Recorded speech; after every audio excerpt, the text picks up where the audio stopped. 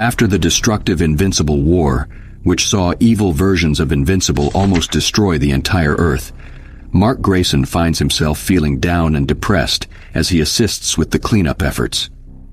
Unexpectedly, an elderly Viltrumite named Conquest appears and confronts Mark about his Viltrumite duties. Conquest warns Mark that if he doesn't aid in taking over the planet, he will be replaced and killed. Mark tries to explain that it's not the right time, only for Conquest to reveal that he was deliberately sent because the Viltrum Empire anticipated Mark's resistance.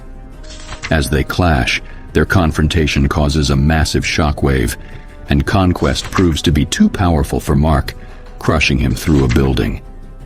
Taunting Mark, Conquest brings up Anissa's words, who tried to convince Mark to let the Viltrumites take over Earth.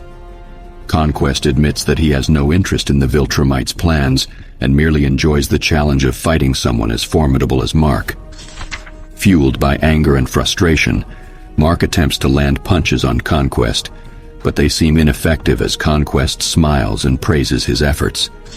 Mark charges at Conquest, leading to another intense struggle and culminating in Mark finally managing to punch Conquest into orbit.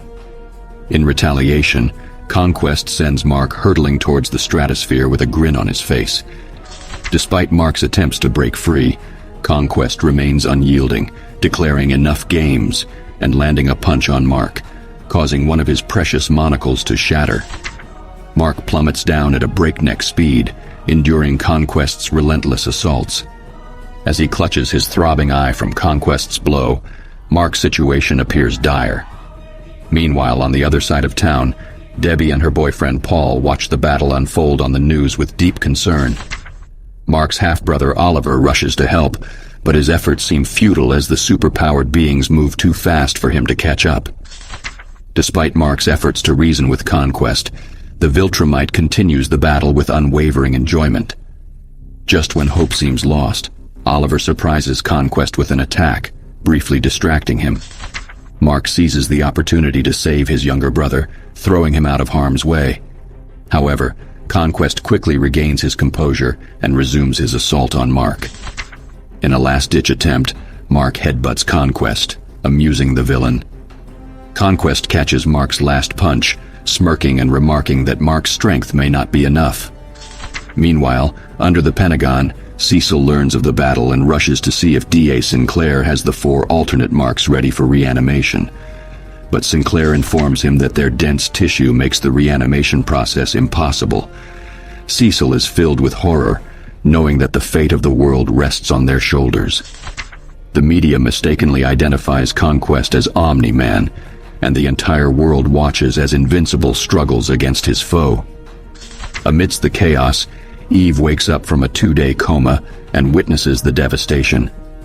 Determined to help, Eve accidentally reveals Mark's secret identity as Invincible. With a fierce determination, she orders a doctor to contact Cecil for transportation to the battle zone. Meanwhile, Conquest was tossing Mark around like a rag doll, revealing that he had even met Nolan when he was younger, proving that he was much older than Nolan appeared to be. Just as it seemed all hope was lost, Oliver once again appeared out of nowhere and caught Conquest off guard, helping Mark up in the process. Using Conquest's advanced age as a reason they could beat him, Oliver attempted to turn the tide of the battle. But Conquest was not one to be underestimated, and he quickly swatted Mark away to fight Oliver. In a gruesome turn of events, Conquest punched Oliver so hard that he lost many teeth and broke his arm. The ruthless villain then attempted to rip him in half, but Mark intervened just in time. Meanwhile, Cecil's med team arrived to pick up Oliver and rush him to the hospital as the battle continued to rage on. Debbie was filled with concern for Oliver's safety, but her boyfriend Paul did his best to comfort her. William, Rick, Amber, Bennett, Gary, and Art could only watch in horror as Mark was overwhelmed by the sheer strength and power of Conquest. The battle between Conquest and Invincible intensifies as they clash with brute force and unimaginable speed. Mark lands a fierce punch on Conquest, but the latter quickly recovers and sends him flying into a destroyer ship. Just as Mark struggles to get back on his feet, Eve arrives on the scene, determined to help her friend. However, her arrival only adds to Mark's anxiety, knowing that Conquest is not someone to be underestimated.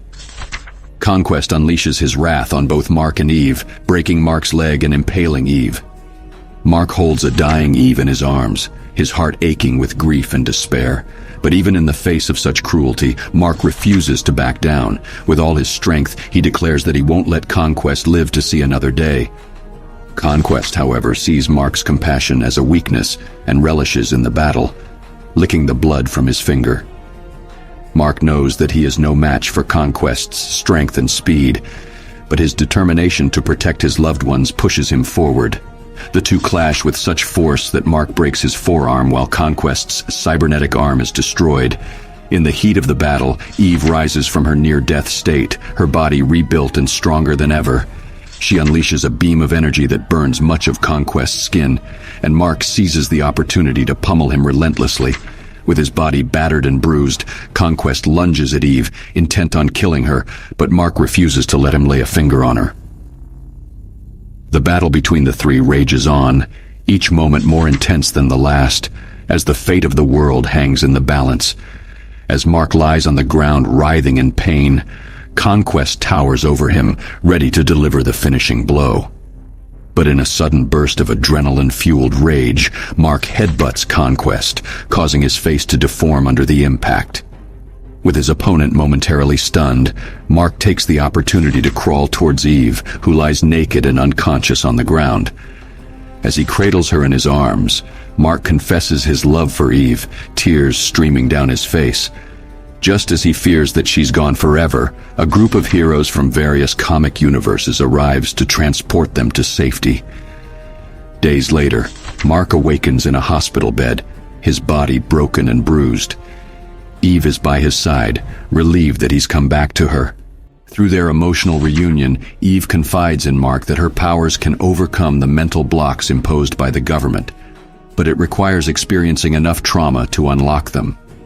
This revelation deeply affects Mark, making him realize the immense burden Eve has been carrying since that day. He vows to support her and stand by her side, no matter the challenges they face. During their conversation, Debbie and Paul rush in, visibly distraught. Debbie breaks down in tears, begging Mark to give up being a superhero. Mark struggles to respond, still feeling the intense pain from his injuries. Paul reassures him that they will take care of everything before they leave. Cecil enters the room and solemnly asks Mark to talk. Mark, still reeling from the emotional trauma, inquires about Conquest's whereabouts, only to be informed that Conquest is dead. Mark is in disbelief and struggles to process the fact that he killed another being, even in self-defense. Turning to Eve, who has been listening to the conversation, Mark asks her what he should do now that he's taken a life. She reminds him that he did what was necessary to protect them, but Mark can't shake the feelings of guilt and shame. In the following days, Mark's physical wounds slowly heal, but his emotional wounds persist, causing him to become more distant and shatter his once unwavering moral code. He decides that he can no longer hesitate to kill his opponents if he deems it necessary. This realization transforms him into a different person, leaving him wondering if he can ever return to who he was before.